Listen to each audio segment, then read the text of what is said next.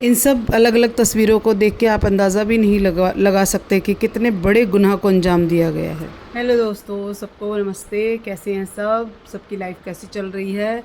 जिस हिसाब से आजकल का न्यूज़ का हाल चल रहा है भाई, उससे तो नहीं लगता कि कुछ भी अच्छा चल रहा है या सही चल रहा है।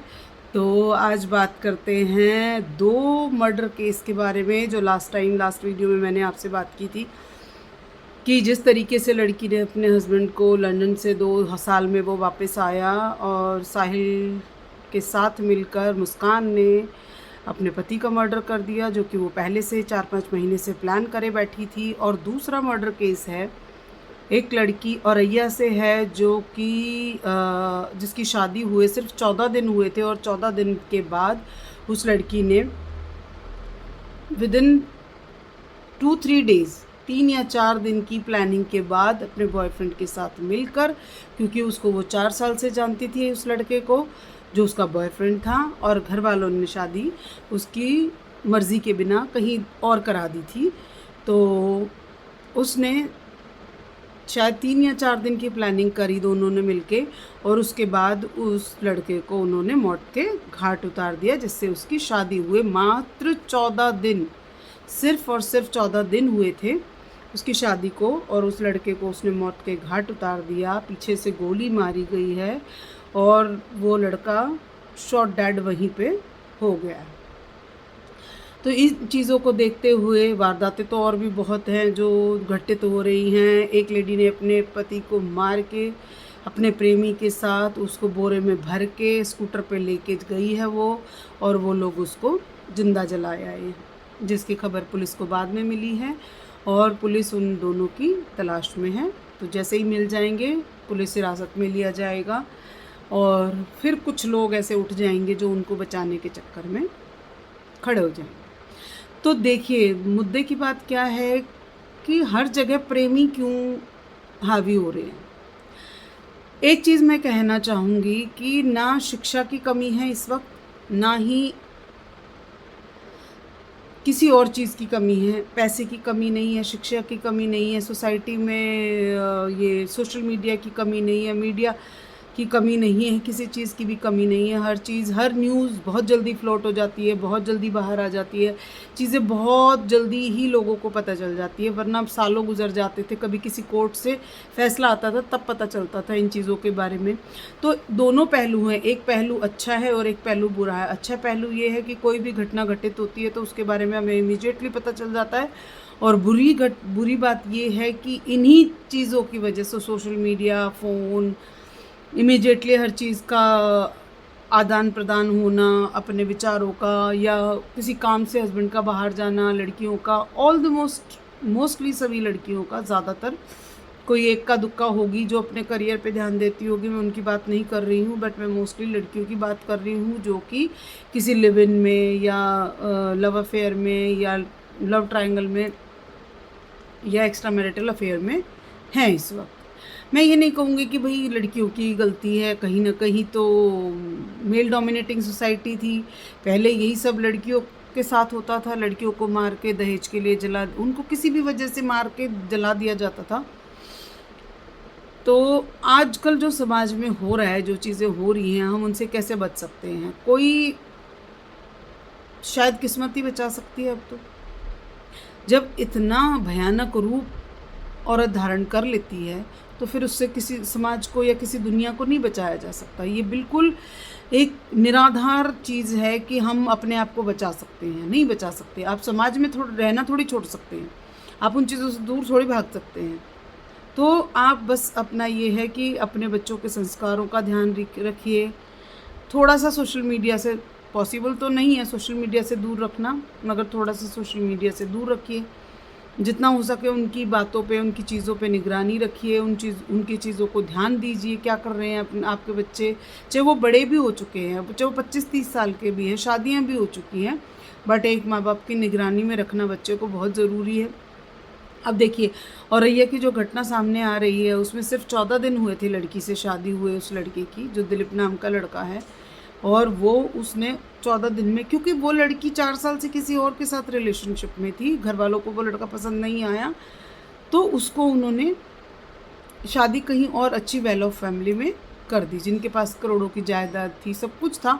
ऐसा देखते हुए परिवार ने भलाई के लिए शादी करी थी, इसलिए शादी थोड़ी करी थी कि लड़की हमारी ऐसा काम करेगी, उसको मौत के घाट, जिसकी कोई गलती नहीं है।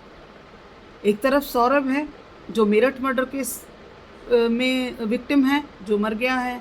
एक तरफ औरैया वाला केस है, जिस तरीके से लड़की ने बॉयफ्रेंड के साथ मिलके, दोनों ही केसेस में बिल्कुल सेम हुआ है, सेम चीज़ हुई है। और इन चीज़ों से कैसे बचा जाए, कैसे कुछ किया जाए, मुझे समझ में नहीं आता। मेरी बात समझ में नहीं आती कि मेरे ख्याल में दुनिया में बहुत लोग अब ऐसे हैं जिनके ये बातें समझ में ही नहीं आ रही हैं कि लोग चाहते क्या हैं या घर वाले क्या चाहते हैं। और घर वालों की तो कोई गलती भी नहीं है। एक समाज का नियम है कि 2 जवान बच्चों की शादी की जाए। लड़की के लिए लड़का ढूंढते हैं, लड़के के लिए लड़की ढूंढते हैं। अच्छा परिवार मिल जाता है तो शादी कर देते हैं। तो इसमें गलती किसकी है? किसी की भी नहीं है।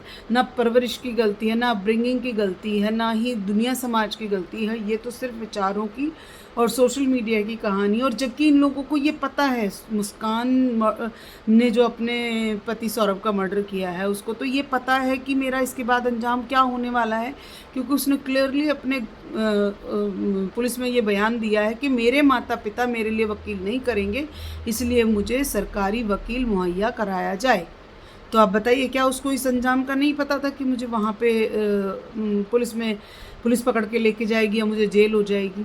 और माँ बाप कोशिश कर रहे हैं कि सिर्फ वो बोल रहे हैं कि फांसी हो जाए, बाकी उसके लिए मानसिक रूप से विक्षिप्त का नाम दिया जा रहा है, या मेंटल असाइलम में भेजने का नाम दिया जा रहा है, या उसको कुछ और, उसकी बेटी की दुहाई दी जाएगी आगे जब केस चलेगा जब।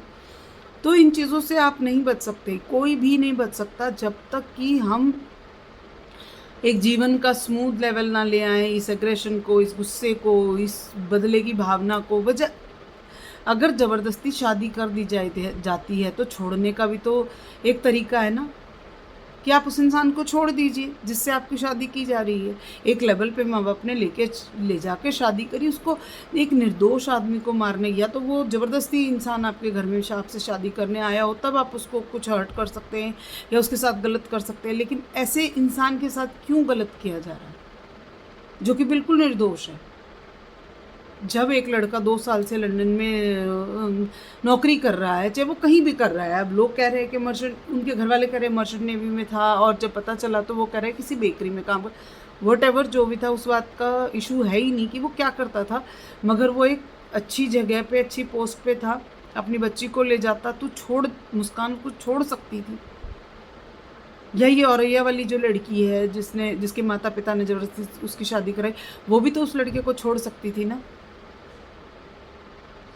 समझ नहीं आ रहा कि या तो घर वाले नहीं समझ पा रहे, या दुनिया समाज नहीं समझ पा रहा, या ये बच्चे समझ नहीं पा रहे कि जिस हिसाब से लड़कियां आजकल इतने एग्रेशन में रहती हैं, इतनी गलत चीज़ों पे चलती हैं, हमें समझ नहीं आता कि ये लोग क्या चाहते हैं।